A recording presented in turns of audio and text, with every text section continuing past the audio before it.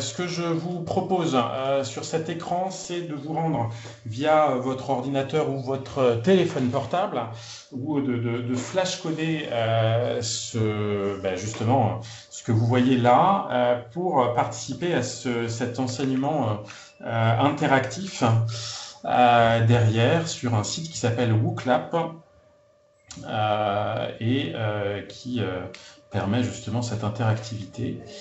Le temps que vous vous connectiez à ça, je me présente, donc je m'appelle Nicolas Noël, je suis MCUPH en médecine interne à Bicêtre, avec le docteur Véronique Molina, orthopédiste, et avec Madame Leroy et Monsieur Calibre de la communication, que je remercie au passage.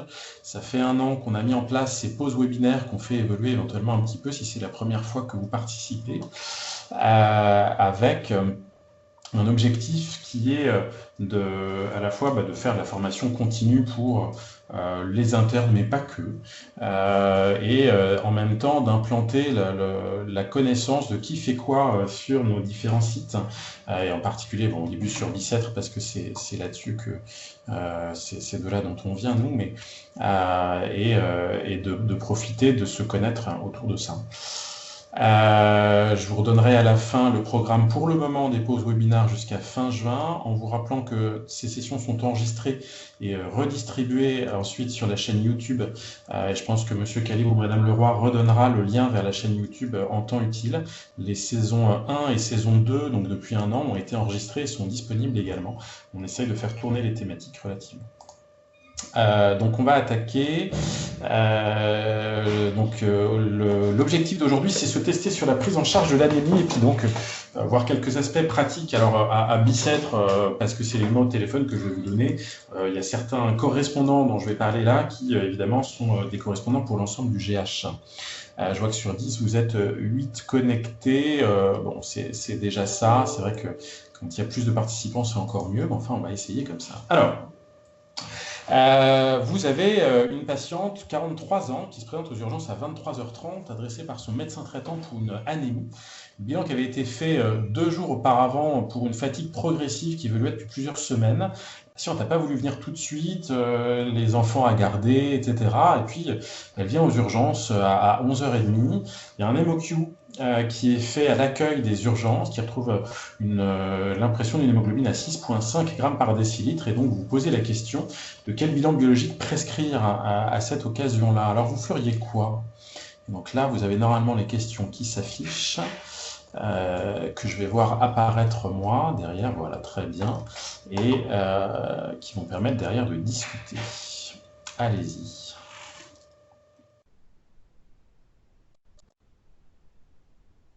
Donc là, on vous propose numération formule sanguine complète, frottis sanguin, ferritine, fer sérique, récepteur soluble de la transférine, CRP, bilan d'hémostase, groupe Rhésus RAI. N'hésitez pas, les 4 personnes restantes là, qui n'ont pas encore voté, à finir de voter également, histoire qu'on puisse discuter autour de cela, justement. Donc on voit qu'il y a un consensus à 6,5 g d'hémoglobine sur l'hémoQ pour aller faire une numération formule sanguine complète et un groupe sanguin et des RAI chez finalement 7 personnes sur 8 pour l'instant. L'hémostase, pas mal de personnes aussi. Le frottis sanguin, la ferritine, la CRP, un peu moins. Et une personne pour le fer sérique, les récepteurs solubles à la transférine.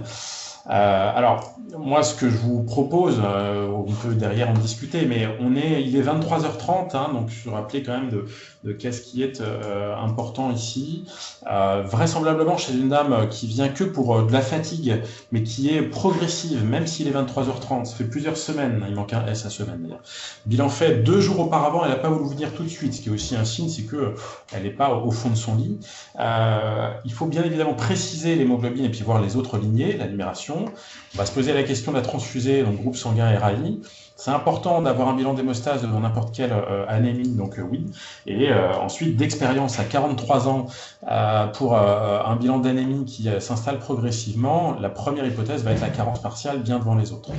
Quand on fait un bilan de débrouillage de martial, et notamment à 23h30, le fer sérique, les récepteurs solubles ne sont pas indiqués. Le frottis sanguin va peut-être dépendre de la première numération formule sanguine et la CRP va aussi beaucoup dépendre si elle n'a pas de fièvre, il n'y a pas forcément d'intérêt. Alors vous récupérez le bilan complémentaire, hein, là justement, 6,4 g d'hémoglobine, elle a 63 de VGM, 8,2 giga par litre leucocytes avec une formule normale sur les neutrophiles et lymphocytes, 520 000 plaquettes, l'hémostase est normale, il est 23h30, qu'est-ce que vous faites en urgence chez cette malade-là? Est-ce que vous la transfusez? Est-ce que vous lui perfusez du fer? Est-ce que vous l'hospitalisez? Est-ce que vous l'adressez en consultation d'urgence de médecine? Est-ce que vous la gardez, vous la mettez à jeun pour une fibroscopie œsogastro-duodénale le lendemain? Allez-y.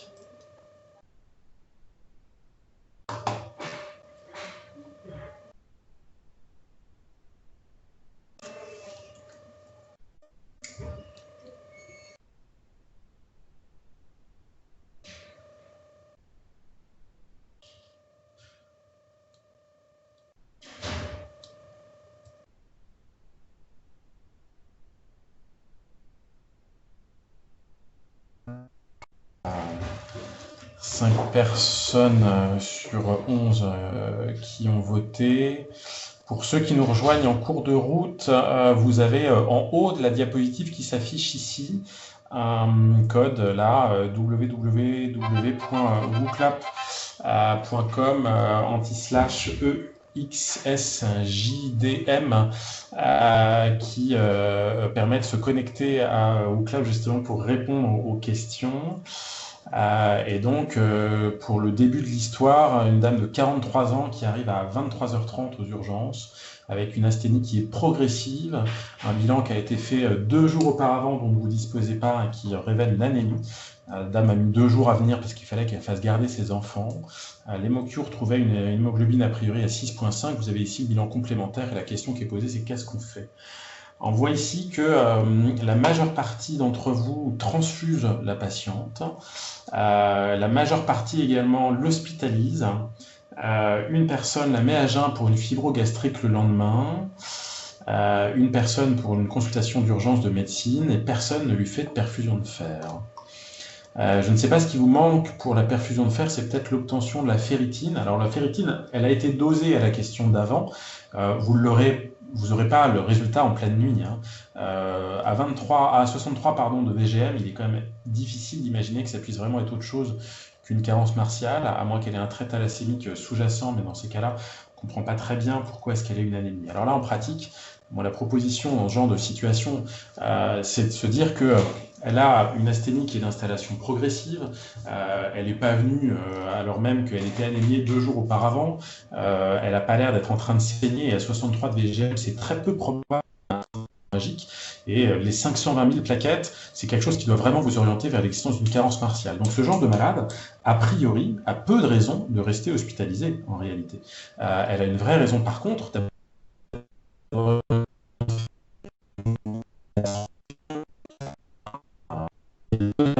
là, on ne parle pas ici d'une dame qui a une grande dyspnée, qui a des douleurs thoraciques, des précordiagies ou qui a des signes neurologiques d'une anémie profonde. Par contre, on parle d'une dame qui a une anémie très microcytaire, vraisemblablement ferriprive. La faire sortir, même s'il est minuit, et d'ailleurs, si elle a vraiment des enfants en bas âge, elle sera contente, la dame, de sortir. Par contre, et je vais vous remettre à la fin les numéros de téléphone pour que, notamment pour les internes ici présents qui prennent des gardes aux urgences, qu'elles puissent être rappelées le lendemain matin pour être vue en consultation d'urgence de médecine, lui faire la perfusion de fer pendant qu'elle est aux urgences, ça c'est probablement la meilleure des situations. La fibroscopie œsogastrique en urgence pour quelqu'un qui a une carence martiale chronique a probablement pas forcément d'indication, surtout que c'est une femme, il s'agirait peut-être d'une cause gynécologique, on verra. Donc l'anémie aux urgences, ça c'est typiquement c'est la situation de l'anémie classique aux urgences. La première des questions, c'est pas tant le taux d'hémoglobine, c'est plutôt l'urgence clinique et le retentissement. Est-elle en état de choc? Y a-t-il un syndrome hémorragique clinique? Y a-t-il des retentissements de l'anémie, dyspnée, douleur thoracique? Il faut préciser ensuite, ou en tout cas essayer de préciser le mécanisme, le plus important étant l'interrogatoire, avec une notion de cinétique sur la rapidité de l'asthénie, l'énumération antérieure, les comorbidités, savoir si la patiente connaît déjà cette anémie. Le bilan indispensable aux urgences, c'est celui qu'on a vu. Alors le VGM va être fait sur la numération, mais bien sûr, c'est la base de l'interprétation. Il faut d'abord le regarder. Regardez les réticulocytes, si c'est normaux ou macrocytaires, on va y revenir après. Si vous pensez à une transfusion, et en fait d'une manière générale, moi je conseille de toujours avoir la ferritine, et ensuite les dosages de vitamines B9 et B12 vont se discuter en fonction du VGM. Si vous devez transfuser, faites-les toujours parce que ces dosages-là sont faussés par une transfusion. Alors les règles d'or, il y a des recommandations de la HAS 2014 pour la transfusion. Hémoglobine 7, ça se discute, notamment selon tolérance clinique. 8 grammes chez la personne âgée coronarienne, c'est plutôt le seuil. Et toujours dans le bilan pré-transfusionnel, mettre la ferritine, le B9, le B12, et ça va être faussé, comme je vous disais, par la transfusion. Mais il y a un truc qui est très important pour la nuit, et à nouveau, ces cours-là, ils sont très importants pour comment ça peut se passer la nuit, c'est que si vous devez transfuser une patiente ou un patient parce qu'il a une anémie qui est mal tolérée, vous ne faites pas de transfusion en salle la nuit en hospitalisant la patiente sans surveillance médicale. Ça, c'est médico-légal, il faut qu'il y ait un médecin sur place, et donc si vous décidez de transfuser quelqu'un, vous priorisez plutôt le maintien aux urgences ou alors éventuellement au lit-porte, là où il y a le médecin à côté, plutôt que, et ça on le voit malheureusement régulièrement, patient qui est admis à 2 heures du matin, qui a la transfusion qui est faite la nuit alors qu'il n'y a pas de médecin sur place. Il faut vraiment se méfier de ça. Autre point de vigilance chez la personne âgée, jamais plus de 2 kg d'affilée. On est même plutôt en train d'essayer d'évaluer s'il ne faut pas 1 kg un jour plus 1 kg le lendemain, parce qu'il y a quand même un risque de surcharge cardiaque. Donc méfiance, même les anémies profondes peuvent attendre, sauf état de choc hémorragique bien sûr. En pratique pour l'anémie microcytaire, donc c'est d'abord l'analyse du contexte. L'anémie microcytaire, si c'est une carence martiale ou une anémie qui est connue, c'est pas la même chose. Si vous avez un contexte qui est inflammatoire, alors il y aura une différence sur le VGM. L'anémie inflammatoire, elle aura plutôt 78-80 de VGM. L'anémie fériprive, elle sera plus profondément microcytaire. Ensuite, vous évaluez la tolérance et on essaye d'éviter de transfuser les carences martiales parce que, 1, elles vont récidiver.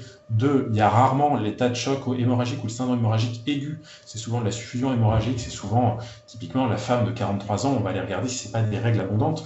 Les règles, elles vont survenir tous les mois et mieux vaut essayer de corriger les règles et d'apporter du fer plutôt que de transfuser. Par contre, si c'est mal toléré, bien sûr, on va transfuser. Il faut un bilan minimal, notamment clinique, rechercher des saignements, rechercher des maladies connues, rechercher de la fièvre avant de doser la CRP. On peut faire une enquête alimentaire, biologiquement surtout la ferritine qui va nous orienter, CRP éventuellement fibrinogène, l'intérêt du fibrinogène étant la datation du syndrome inflammatoire. Par contre, la vitesse de sédimentation chez quelqu'un qui a 6 grammes d'hémoglobine ne sert strictement à rien parce qu'elle va être élevée et ne fera pas la part des choses avec une inflammation. Vous vous orientez en fonction du contexte, et donc ça va plutôt être en pleine journée par rapport à la nuit, et après, vous vous orientez. S'il y a besoin d'une consultation de médecine interne, n'est pas forcément de garder les patients. Le 17-282, je vais le redire à plusieurs reprises, mais le 17-282 sur Bicêtre est le numéro de liaison de la médecine interne pour justement soit avoir un avis, on n'est pas là la nuit, mais par contre, dès 9h moins le quart, 9h le matin, on peut donner l'avis, y compris sur ce qui s'est passé la nuit, et puis orienter la personne en consultation d'urgence derrière. Autre situation, un homme, cette fois-ci 85 ans, qui est admis pour une asthénie intense, un syndrome anémique, qui a des antécédents de diabète, dyslipidémie, arthrose lombaire. Cliniquement, c'est un monsieur qui arrive un peu hypotendu, il n'a pas de traitement antihypertenseur, il a 95 sur 50 de pression artérielle, 98 battements par minute de fréquence cardiaque, donc un peu accéléré. Il ne désature pas, il n'y a pas de douleur thoracique. Par contre, il a une asthénie qui est très marquée, il n'arrive pas à se lever, il est alité, et puis il est jambes fléchies, il a des douleurs en fait. Dans le cas de son arthrose, il vous dit il a des douleurs lombaires basses, ça irradie en crural, ça c'est assez récent. Il n'y a pas de trouble du transit, il n'y a pas de saignement extériorisé, et vous avez rapidement le bilan biologique qui revient avec une hémoglobine à 5,1 grammes par décilitre, un VGM à 98 fentolitres, des réticulocytes à 115 gigas par litre par ton, plaquettes normales, leucocytes normaux, l'hémostase, quand vous voyez, est en cours. Si vous devez choisir qu'un seul examen en pleine nuit ou même en pleine journée éventuellement, qui vous paraît le plus important, là, pour l'origine de l'anémie, vous metteriez quoi?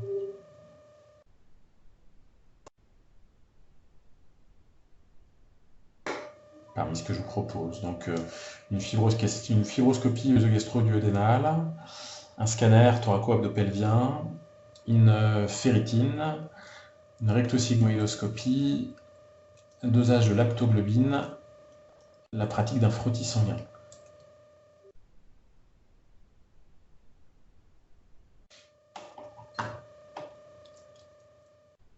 Pour l'instant, un consensus de 4-5 personnes vers le scanner TAP, 2 personnes qui dosent l'aptoglobine,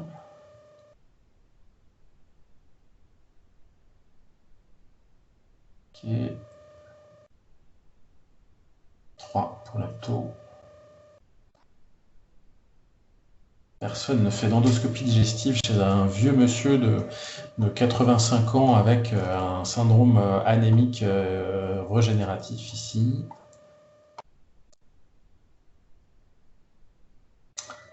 Ok. Moi, je suis assez d'accord avec le scanner. Hein. La problématique d'un point de vue biologique, le frottis sanguin, alors évidemment, ça peut être utile, mais là, la question, vraiment, c'est de se dire, qu'est-ce qui est le plus important? L'aptoglobine, sur une anémie régénérative, évidemment, on va se poser la question de l'hémolyse, mais là, il y a quelque chose qui va moins bien, c'est l'aspect hypotension quand même. Hein. L'aspect hypotension doit faire rechercher une hémorragie. Il n'y a pas d'hémorragie extériorisée. La question qu'on va se poser, c'est ne s'agit-il pas d'une hémorragie non extériorisée? Alors, on peut se poser la question d'une hémorragie même digestive non encore extériorisée avec une fibroscopie le lendemain. Lui, pour le coup, on pourrait se poser la question de la fibroscopie le lendemain, mais la question, c'est quand même celle d'éventuellement d'un hématome. Et là, il y a cliniquement quelque chose qui nous oriente. Hein. Douleur lombaire basse, ça, il les a anciennement, mais par contre, jambes fléchies avec une irradiation pleurale récente, là, en fait, on est en train de vous décrire un psoïtis chez quelqu'un qui a un syndrome anémique régénératif avec une personne âgée, se méfier de l'hématome du psoas ici. Alors, il y en avait des plus jolis, mais honnêtement, j'ai pas réussi à retrouver d'image. Mais voilà, donc le scanner TAP qui est réalisé en pleine nuit chez lui, vous retrouve une asymétrie entre les groupes musculaires du psoas à gauche et à droite. Et donc, ici, vous avez un hématome du psoas gauche qui peut loger des quantités faramineuses de globules rouges. Et il faut vraiment y penser. Si votre scanner est complètement normal, et ça peut être un scanner là sans injection en plus, hein, si votre scanner est normal et que le lendemain vous faites la fibroscopie gastrique, si à l'inverse vous avez strictement aucune arrière-pensée vers un hématome ou que le patient a des douleurs épigastriques ou quoi que ce soit, là vous faites bien évidemment d'abord le toucher rectal pour chercher s'il n'y a pas un méléna et le lendemain matin vous faites la fibroscopie œsogastrique qui sera peut-être elle plus importante que le scanner. Donc grosse importance de la clinique et de l'interrogatoire. Donc là, l'anémie normo-macrocytaire en pratique, hein, là la question, c'est d'abord de se poser la question des réticulocytes, cette fois-ci. S'ils sont bas, on va arriver sur une cause d'anémie centrale. En pleine nuit, les causes d'anémie centrale, ce qu'il faut se poser comme question, c'est doit-on doser la B9 et la B12 avant de transfuser le malade si on a besoin? Les autres questions, insuffisance rénale, dysthyroïdie, cause médicamenteuse, on peut se les poser la nuit ou en urgence, enfin on se les posera plus volontiers le lendemain quand même. S'il y a d'autres cytopénies, ça c'est un truc qui est important, anémie centrale avec d'autres cytopénies, on va réfléchir aux analyses médulaires, on en reparle après. L'anémie régénérative, réticulocyte élevé, là, il y a deux possibilités. Soit c'est un saignement, soit c'est une hémolyse. Le saignement, il peut être extériorisé ou non. Si le saignement est extériorisé, là, vous partez sur l'origine du saignement extériorisé, qu'il s'agisse d'un saignement digestif ou d'autres, un saignement ORL, enfin peu importe. Si le saignement n'est pas extériorisé, se posez quand même la question d'un saignement, et à ce moment-là, l'hématome, et notamment donc l'hématome du psoas, c'est important. Petit truc, si jamais vous avez l'hématome du psoas qui est confirmé, notamment chez une personne âgée, grosse méfiance pour l'hémostase. La majeure partie des patients que vous verrez sont des patients qui sont en surdosage, par exemple, d'antivitamine K ou de traitements anticoagulants oraux, mais on a de temps en temps la découverte de troubles acquis de l'hémostase, de type hémophilie acquise. Il y a un biais ici avec le centre de référence de l'hémophilie. N'empêche que c'est des situations qu'on peut dépister dès les urgences, donc il faut pouvoir y penser. Si jamais il n'y a pas de saignement extériorisé, qu'il n'y a pas d'hématome, attention, hémolyse. Et là, oui, l'aptoglobine va être le premier examen à faire. Et les frottis sanguins, notamment s'il y a une bistopénie. Alors justement, dernière situation, un patient de 53 ans qui n'a pas d'antécédent est adressé, il a des propos incohérents depuis 24 heures. C'est la raison pour laquelle il est adressé. Il y a un bilan sanguin qui est fait. Très rapidement, on se rend compte qu'il a 7 grammes d'hémoglobine, 96 de VGM, 280 000 rétiques, lui pour le coup, 18 000 plaquettes, 125 de créatinine, 110 d'azate, 30 d'alate. Ça, c'est normal. Le reste du bilan hépatique est normal, gamma-GT, phosphatase alcaline. Qu'est-ce que vous faites? Vous avez deux possibilités ici.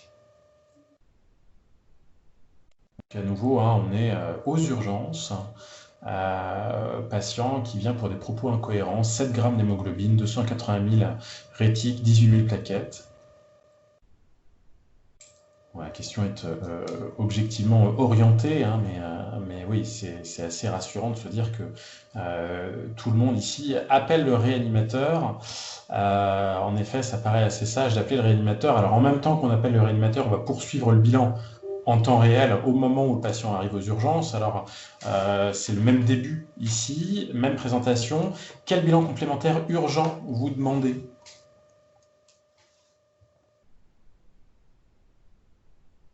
Est-ce que vous demandez, il y a plusieurs propositions d'ailleurs, hein, un frottis sanguin, des LDH, une aptoglobine, une sérologie VIH, une échographie rénale parce qu'il a 125 de créatinine, une IRM cérébrale.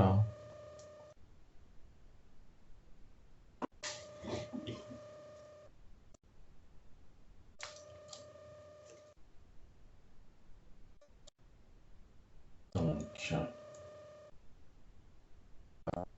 majorité de dosage d'aptoglobine et de LDH. Pas mal de frottis sanguin, un peu d'échographie rénale parce qu'on a tous appris qu'une insuffisance rénale à 125 de créate chez quelqu'un qui n'a pas d'antécédent, il faut faire l'écho. 2 sérologies VIH, 5 IRM cérébrales. Ok, ok. Alors ce que je vous propose est peut-être un tout petit peu différent ici. L'échographie rénale, oui, on peut être basique et se dire méfiance, l'obstacle, c'est comme ça qu'on l'a appris. Ensuite, la présentation globale de ce malade-là vous oriente très clairement vers une cause à laquelle vous avez pensé, en tout cas la majeure partie, puisque vous avez fait l'aptoglobine, les LDH, hein, c'est une cause d'anémie hémolytique. Là, on est orienté par le côté normocytaire régénératif, pas de saignement extériorisé. Et puis l'association à une thrombopénie ici profonde doit absolument faire évoquer un syndrome de microangiopathie thrombotique. C'est la raison pour laquelle il faut rechercher une hémolyse, c'est la raison pour laquelle il faut faire le frottis sanguin qui va permettre de rechercher les schizocytes.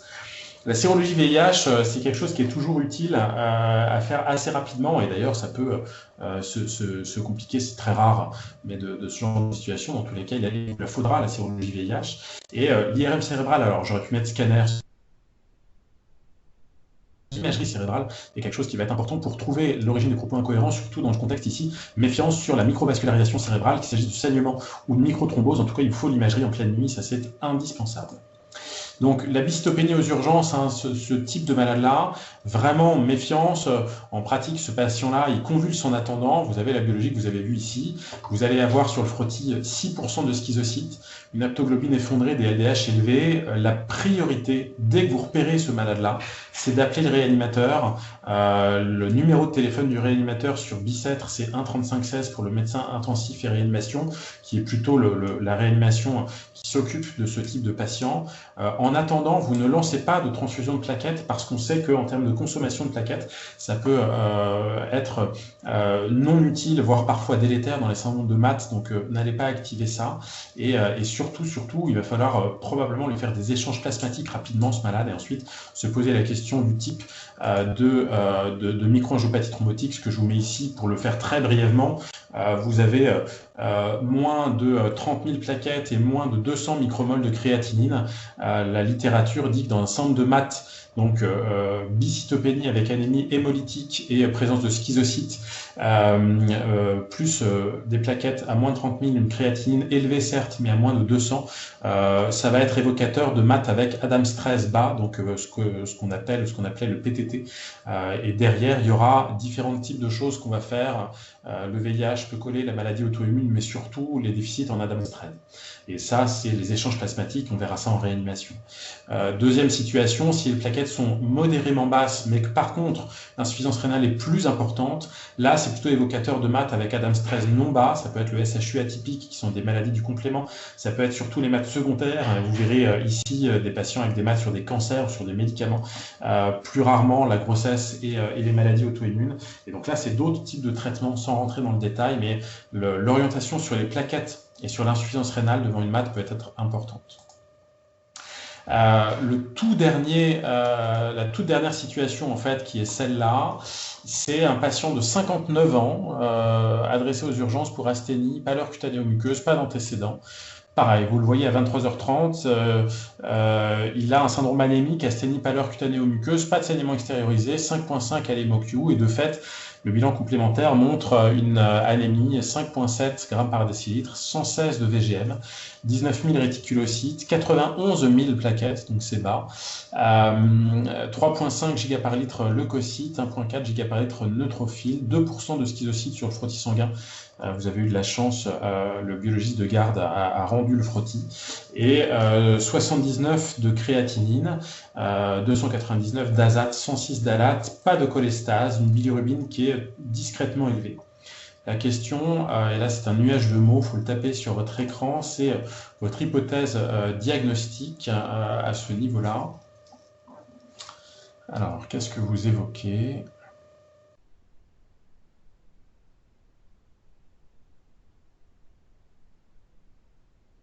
Je vous remets la présentation qui était assez proche de la présentation juste avant, finalement. Une anémie avec une thrombopénie, donc vous avez une bistopénie. 2% de schizocytes, une cytolyse hépatique, surtout sur les azates, donc ça peut être très évocateur en fait d'hémolyse, de LDH élevé. Vous êtes renforcé d'ailleurs par une bilirubine un peu élevée. Avec 19 000 réticulocytes, 79 de créatinine.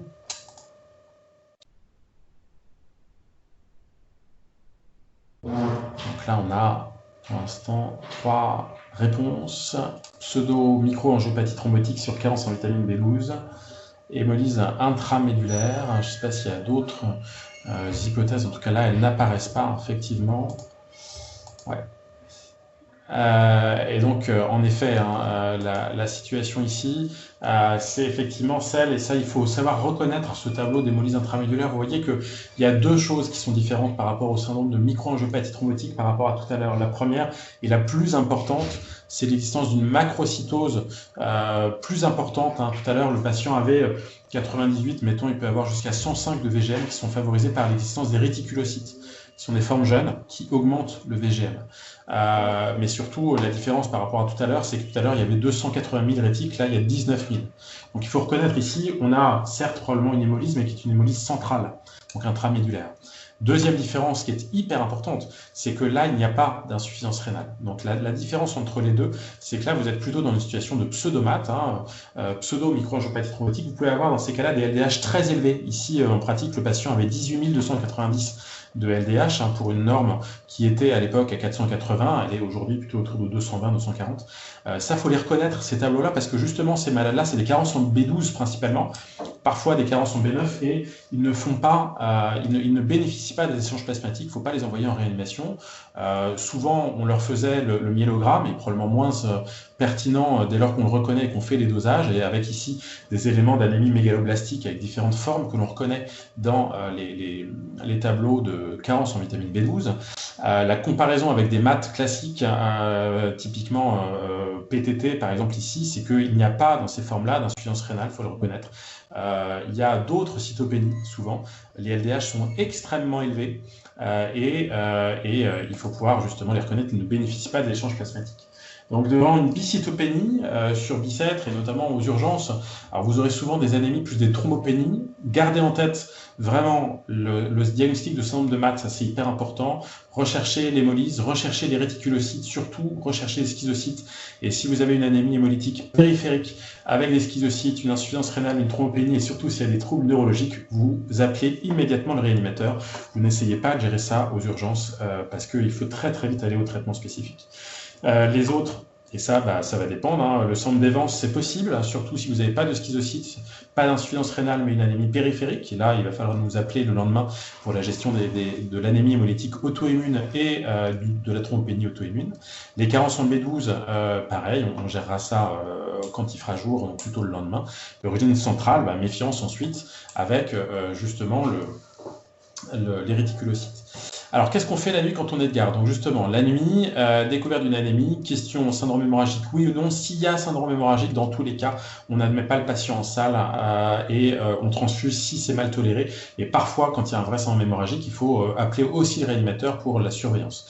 Pas syndrome hémorragique, méfiance si c'est une anémie qui est mal tolérée, toujours pas d'admission en salle parce que pas de transfusion en pleine nuit sans présence médicale. Par contre, si c'est bien toléré, là, dans ces cas-là, on va se poser la question de faut-il ou ne faut-il pas hospitaliser. Si c'est très bien toléré, que ça a l'air chronique, on peut tout à fait ne pas garder en hospitalisation, faire une perfusion de fer injecte si c'est microcytaire et nous appeler le lendemain au 17 282 pour programmer une consultation dans la semaine en médecine interne. Pas forcément d'indication à la fibroscopie en urgence, sauf s'il y a un saignement récent, un méléna, etc. L'anémie normaux ou macrocytaire, elle, par contre, méfiance. Si elle est régénérative, c'est saignement ou hémolyse, il faut garder à l'hôpital. Si c'est arégénératif, c'est plutôt central. On va vraiment se méfier. Ça rejoint le groupe des pancytopénies, pour finir. Faut réfléchir à partir donc, du VGM, des réticulocytes, du frottis sanguin et du contexte. Quand il y a 2 ou 3 cytopénies, ayez toujours en tête la question de la leucémie. On en a encore une hier qui était un peu une surprise. Donc méfiance frottis sanguin, méfiance LDH et bilan d'hémostase. S'il y a une CIVD associée à une pancytopénie, ça peut nous orienter. Et dans ces cas-là, on travaille volontiers quand même avec Gustave Roussy à tous les âges et éventuellement avec l'hôpital Saint-Louis où il y a l'admission des jeunes adultes pour tout ce qui va être pathologie leucémie du sujet jeune ou éventuellement de l'enfant. Selon le contexte et en fonction des services, pour toutes les autres situations que l'orientation leucémique, et bien là, il va falloir se méfier. Si c'est une personne âgée, c'est plutôt myélodysplasie. Si c'est une personne immunodéprimée, les pancytopénies, il faut se méfier de l'infection, il faut se méfier de l'hémopathie. S'il y a de la fièvre également. Sur la médecine interne, on est compétent pour la prise en charge des hémopathies matures, donc notamment lymphoïdes, lymphomes, cytopénie auto-immune, les syndromes d'activation macrophagique où on est centre d'expertise. Et il faut pouvoir nous appeler sur Bicêtre, toujours 17 282, sur Paul Brousse pour tout ce qui va être pathologie myéloïde, le docteur Legros qui a son mail laurence.legros@aphp.fr. Et puis juste pour finir sur comment est-ce qu'on fait les analyses médulaires sur Bicêtre. Vous avez donc, pour rappel, 2 types d'analyses médulaires, les myélogrammes qui ont pour intérêt la cytologie, qui sont peu faits en pleine nuit, et si on y pense, notamment leucémie aiguë, il faut transférer le malade, il ne faut pas hésiter dans les centres dont on a parlé juste avant. Le diagnostic pour myélogramme, c'est surtout leucémie, myélodysplasie, carence, éventuellement blocage médicamenteux et parfois les infections. C'est possible avec n'importe quel chiffre de plaquettes, même à 3000 plaquettes, on peut faire un myélogramme, et ça faut bien s'en rappeler. La biopsie ostéomédulaire, ça c'est de l'anapathe, ça n'est pas fait la nuit, c'est nous en médecine interne qui nous déplaçons dans les services pour faire les biopsies ostéomédulaires. Et là, le diagnostic est anapathe, donc les envahissements, les proliférations, les myélofibroses, et là, ça n'est possible que dans le cas d'un bilan d'hémostase correct, bien sûr. En pratique, les myélogrammes sont faits par les hématologues du laboratoire d'hématologie ici. Vous avez le docteur Sanekli au 13610, le docteur Barrault au 13668 que vous pouvez appeler en pleine journée pour le faire. On peut discuter auparavant du dossier avec des cliniciens, soit le docteur Legros, hématologue, je vous remets son mail ici, soit nous en médecine interne avec nos numéros de téléphone, 17 282 pour l'avis, 24 230, ça c'est le mien, 24 076 pour le professeur Lambotte, et se poser toujours la question avant de faire un myélogramme de ne faut-il pas faire autre chose, phénotypage, karyotype, myéloculture, analyse virologique, parce qu'on essaye d'éviter de faire 2 myélogrammes à un malade. Les biopsies ostéomédulaires, donc ça c'est nous qui les faisons, ça n'est pas un examen complémentaire, c'est un avis sur dossier. Donc ne nous appelez pas pour faire une BOM, appelez-nous pour parler du dossier et on prendra ensemble la décision de faire la BOM. Je vous remercie beaucoup de votre attention. Je ne sais pas s'il y a des questions. Je vous remets ici mon mail si vous avez besoin. Le DECT global est le mien et vous rappelez les prochaines dates des pauses webinaires. Le 4 juin, comment diagnostiquer et traiter la colique néphrétique avec Thomas Bessède qui est urologue. Le 28 juin, que faire ou ne pas faire devant un gros genou rouge, chaud et douloureux avec le docteur Molina. Et surtout, on vous contactera, comme on avait dit à ce moment-là, pour vous demander vos propositions de sujets à faire sur le semestre et vous proposer les autres dates. Merci à vous et n'hésitez pas s'il y a des questions.